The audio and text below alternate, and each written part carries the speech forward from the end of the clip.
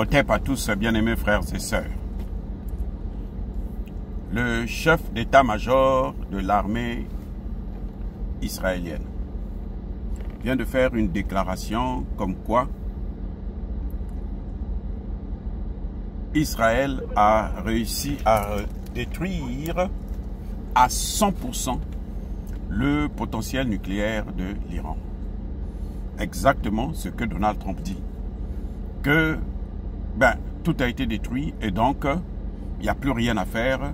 Personne ne doit encore se battre. Il faut arrêter cette guerre. Il faut aller vers le cessez-le-feu. Vous comprenez? C'est ça que Donald Trump dit. Donald Trump n'accepte pas qu'on dise que l'opération était un flop et c'était un échec total, puissant, qu'ils n'ont rien foutu en dehors de essayer de détruire l'environnement sur la montagne de Fordo. Et vous savez que l'état-major israélien, après le bombardement américain, eux aussi ils sont allés bombarder à Fordo. Et ils disent que maintenant là, c'est clair, c'est fini, il n'y a plus rien à faire. Donc ce que disait Donald Trump, qu'il y a des experts israéliens qui ont vu, qui ont prouvé qu'il n'y avait rien, que tout a été démantelé, écrasé, détruit, ils ont raison. Alors, le chef d'état-major ajoute même que il faut attendre au moins 10 ans ou 20 ans pour que l'Iran puisse revenir dans ce chose-là. Il faut des siècles, des dizaines d'années plus tôt, il faut des décennies pour qu'elle puisse se relancer dans cette voie. Et si elle se relance, nous, on va encore détruire ça. D'ailleurs, il y a des gens qui disent que non, donc l'Amérique a remporté, ils ont tout détruit, ceci, cela. Donc, en fait, les gens veulent faire croire qu'effectivement, tout est fait, il n'y a plus rien à faire, il n'y a plus du nucléaire en Iran, c'est nucléaire zéro, et donc on repart à zéro, et l'Iran n'a pas de droit, n'a rien à faire. Moi, je dis, c'est comme si les gens veulent nous faire croire que Netanyahou a gagné cette guerre. Alors pourquoi les gens fuient Israël? Pourquoi Israël est en train de se vider de sa population? Pourquoi ils fuient? Pourquoi ils partent? Pourquoi ils cachent les images des dommages causés? Vous comprenez? Ils cachent des images causées là. Parce que ils ont perdu la guerre. Ils ont perdu la guerre. Maintenant, regardez ce qu'il y a dans le jeu qu'il y a. Israël ne peut pas dire que nous n'avons pas atteint les objectifs. Parce que si vous n'avez pas atteint les objectifs, vous devrez repartir. Lorsque, chez nous, il y a un adage qui dit que lorsque vous allez enterrer un cadavre, si les genoux de ce dernier sont dehors, vous êtes obligé de repartir. Ce qui revient à dire que si Israël dit que nous n'avons pas atteint les objectifs, la guerre doit continuer. Or, Israël, nous le savons, n'a plus de munitions. Israël a demandé au Maroc de lui remettre ce qu'elle avait vendu au Maroc, les missiles qu'elle avait vendus au Maroc. Oui. Acheté, le Maroc a acheté. Israël dit, donne-moi ça. Un prêt, en fait. Donne-moi ça pour l'instant. Et puis, on va voir ce qui va se passer.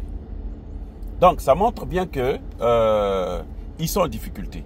Mais ils ne peuvent pas aussi l'avouer que nous avons perdu. Vous savez quand même que c'est le fils de l'oncle Sam.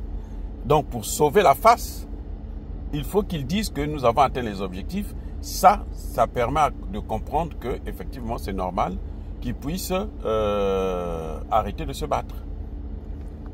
Arrêter de prendre des coups. Parce que l'Iran a une stratégie qui est simple. Je dois détruire tout le potentiel économique et militaire d'Israël. Ça, c'était l'objectif de l'Iran. L'Iran, c'était pas, non, je vais aller... Non. Le potentiel, les services de renseignement, le ministère de la Défense, de l'Intérieur, les aéroports, les raffineries, c'est-à-dire que l'économie israélienne est par terre aujourd'hui. Qu'on le veuille ou non, ça, on peut dire tout ce qu'on veut, c'est la réalité. Et vous savez, on ne peut pas cacher ça très longtemps. Vous allez le comprendre plus tard. Donc en fait, Israël cherchait un moyen de sortie. Israël cherchait à ce que, comment il faut le sauver. Netanyahou ne s'attendait pas à cette riposte. Sinon, il n'allait pas oser. Il ne s'attendait pas à ça. Pour eux, il se disait que bon, c'est comme d'habitude, on va frapper et puis bon, ils vont encaisser le coup, ils vont pleurer un peu.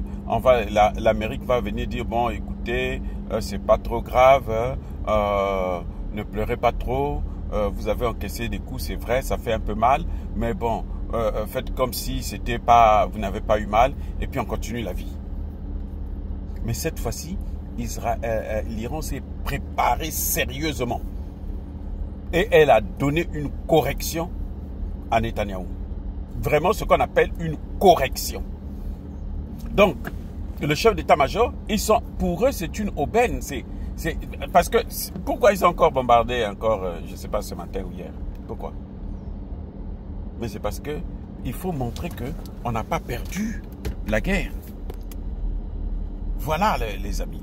Donc, ce n'est pas par hasard que vous voyez que ils sont en train comment dirais-je, de faire tout ça, hein, de faire de telles déclarations.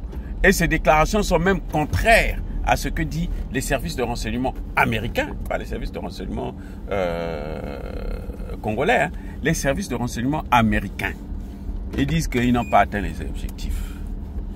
L'Agence internationale à l'énergie atomique dit que on n'a pas vu de radiation. On ne peut pas détruire ce genre de choses sans qu'il n'y ait des radiations, sans qu'il y ait une contamination dans l'environnement. Et les États-Unis ne pourraient pas mener une telle opération qui peut avoir des conséquences, même dans les pays voisins comme l'Arabie Saoudite, le Qatar et tous les autres. Oui. Donc, je crois que moi, je les comprends parce que bon, ils veulent sauver la face, puisqu'on les reconnaît comme étant les gendarmes du Moyen-Orient. Maintenant, ben, ils ne le sont plus et donc ils ne peuvent pas avouer leur échec. C'est ça. Ils ne peuvent pas avouer leur échec. Et donc, les États-Unis, en fait, l'intervention américaine, c'était pour sauver Netanyahou. Parce que Netanyahou ne pouvait plus. C'est pour ça que dès qu'il a frappé, le lendemain, il a dit, bon, écoutez, arrêtez maintenant, faites la paix. Vous voyez, c'était ça. Et les deux parties ont accepté, pas de négociation. Mais entre-temps, Trump vous dit que j'avais parlé avec eux déjà. Ils sont d'accord pour un cessez-le-feu. Mais après, vous êtes d'accord pour un cessez-le-feu et pour vous frapper. C'est que la frappe, là, ils savaient. C'est pour ça que Trump aussi, l'Iran, avant de frapper, ils ont dit à Trump, écoute, moi je veux frapper à tel endroit. Voilà le nombre de missiles que je vais envoyer. Prépare-toi. Et l'autre s'est préparé pour les accueillir. C'est tout. C'est aussi simple que ça. C'est un jeu, c'est-à-dire qu'ils ont joué avec nous. Malheureusement, il y a eu des populations qui ont tout perdu, qui ont perdu leurs habitations, qui ont perdu leur territoire. Maintenant, on est en train de voir, d'ailleurs, puisque les objectifs sont atteints, pourquoi ils s'acharnent encore sur les pauvres Palestiniens? Les Palestiniens qui vont prendre la nourriture des Nations Unies, je ne sais même pas d'ailleurs pourquoi les Nations Unies, sachant qu'on va les bombarder, ils amènent des camions de nourriture, et puis bon, les autres les attendent au lieu de la mangeoire, et puis bon, les massacrent. Donc avec la complicité de l'ONU. Bref, si vous voyez tout ça là, c'est parce qu'ils savent qu'il a la fougue. C'est ça qu'on appelle la fougue. Oui, cette fougue-là, ils viennent maintenant la jeter sur les pauvres Palestiniens parce que, bon, ben, ça c'est leur bête noire. Les amis, soyez bénis.